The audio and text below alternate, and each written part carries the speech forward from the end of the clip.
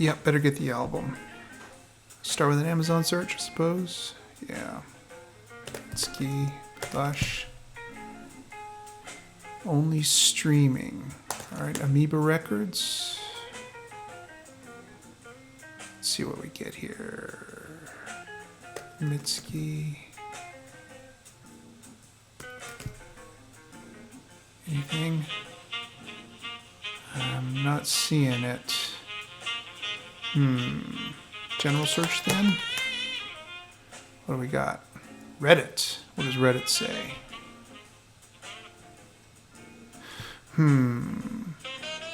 I'm not the only one looking for it. Not in vinyl. Not in any physical form. Alright. Bandcamp it is. $20? $20. Works for me. Beautiful. I know, because it's the season. But what am I to do with all this beauty? Biology. So, this week, oh boy, what are you so excited about? Well, I know for a fact that you know exactly jack diddly squat about Lush and about Mitski. So I'm just dying to see what kind of tortured logic you use to get yourself an intro this week. Well, what do you mean? So what is it? Do you have a riveting story about how you bought some cosmetics at a Lush stand? Are you going to regale us with a fascinating tale about how you sat next to Mitzi Gaynor during a flight to Singapore? So come on, tell me, what you got? What do I got? Honestly, I got nothing. Well, since we're in town, I figured we would just ask Astrid. How did you find it? How did Mitski become part of your life? So, for a lot of people, people discovered Mitski through platforms such as TikTok, where some of her songs were popularized, none of them from Lush. She was also, how I know her, is that she was also on Adventure Time and had like a singing role as Marceline. Not the voice, Queen. not as the voice actress. Oh, okay. She was just like singing a song.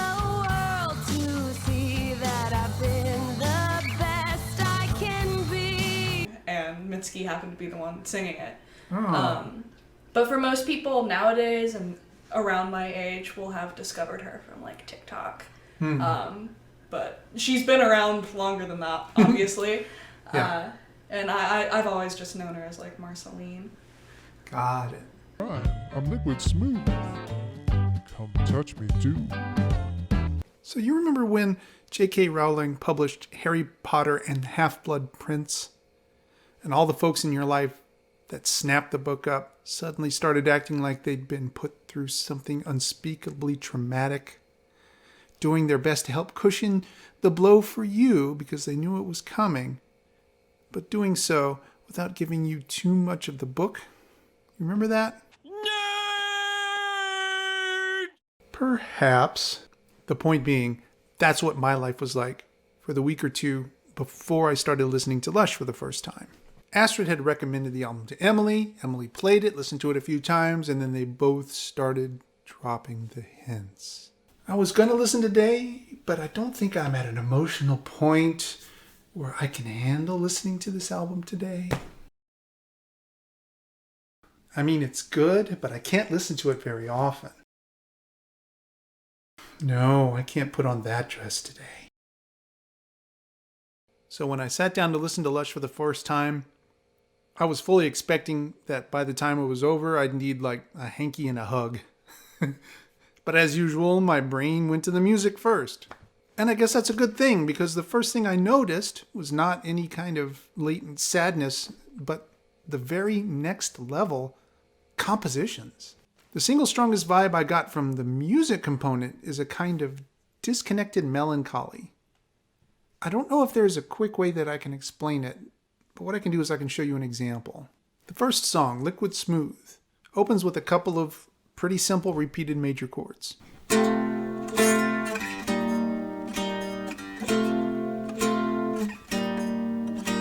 Just a major chord, and then another major chord, a whole step down. But what Mitski does that's so interesting is that she reharmonizes the bass line. Usually you reharmonize the chords on top of a melody, but this time she keeps the chords in the melody the same and reharmonizes the bass line underneath without making the chords complex. just by adding a minor figure in the bass. She makes the entire thing enigmatic. A heck of a lot more interesting.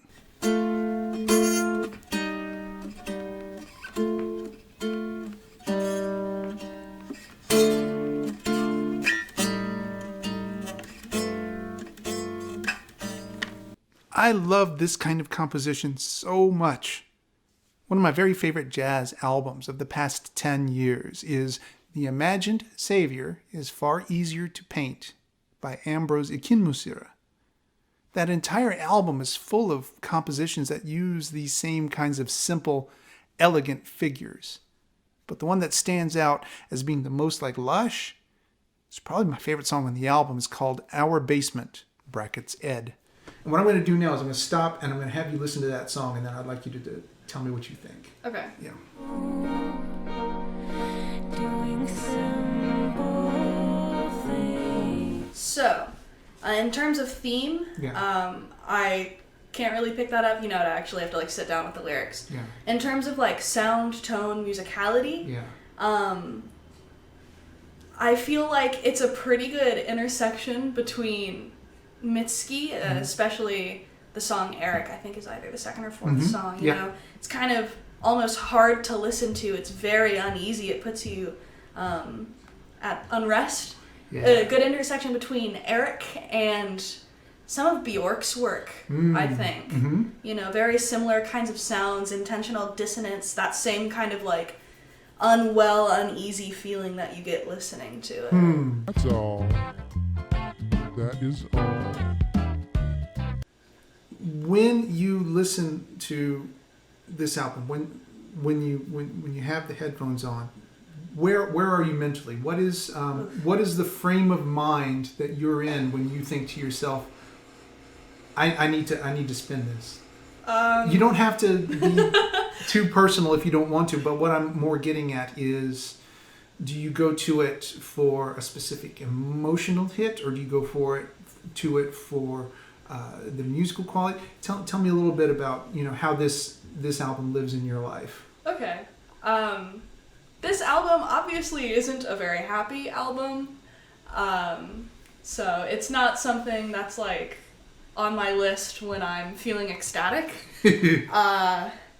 But I guess it's a mixture, you know. I do listen to it if I'm feeling particularly like sad and I need to listen to a song, or I'll listen to it to analyze kind of the musical quality and to analyze Mitski's like lyricism and her vocal control. So it's a mixed bag for me.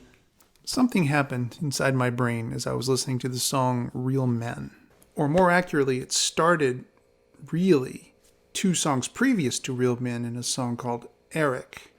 Aside from the fact that the song has the same name as my best friend, and happy birthday, Eric, there is a verse in that song that is very much a role reversal of one of my favorite verses from Bob Dylan's Tangled Up in Blue. The verse I'm talking about goes, "She was working in a topless place and I stopped in for a beer. I just kept looking at the side of her face in the spotlight so clear. And later on, when the crowd thinned out, I was just about to do the same. She was standing there, back of my chair, saying, 'Tell me, don't I know your name?' I muttered something underneath my breath. She studied the lines on my face. And this is what kills me. I must admit, I felt a little uneasy when she bent down to tie the laces on my shoe." Tangled Up in Blue.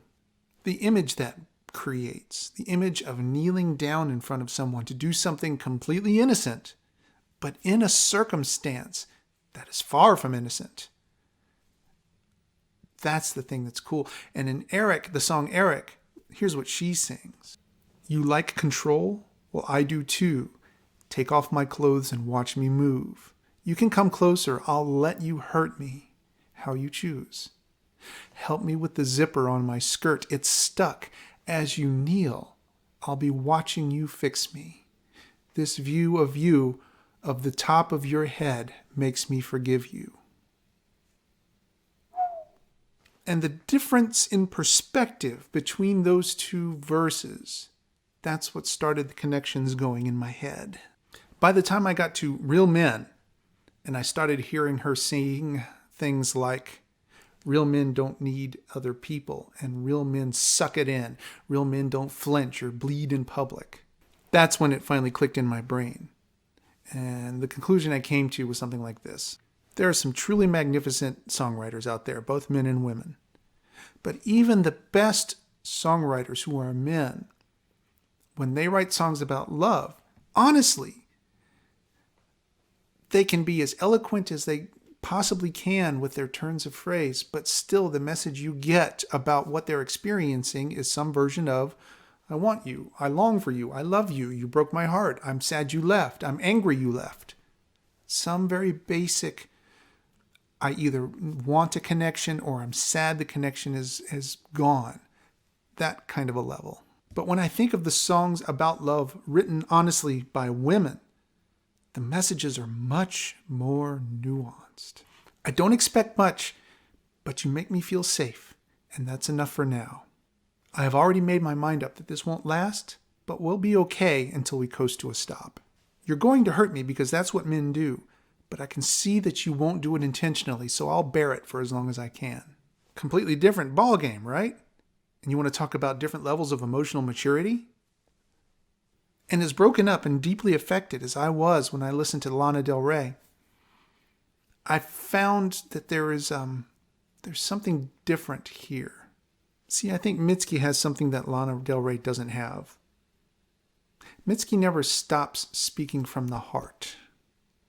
With Lana Del Rey, as moving and as powerful as those songs were, they were also mostly spoken from a point of cynicism, of the jaded person who have had the things happen to them already. Mitski is still raw. So, in that sense, it's perhaps a good thing that this album was only about 30 minutes long. Any longer, and yeah, I might have needed a hanky and a hug.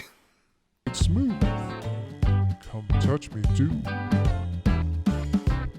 I'm at my highest peak. I'm right about to fall. Capture me.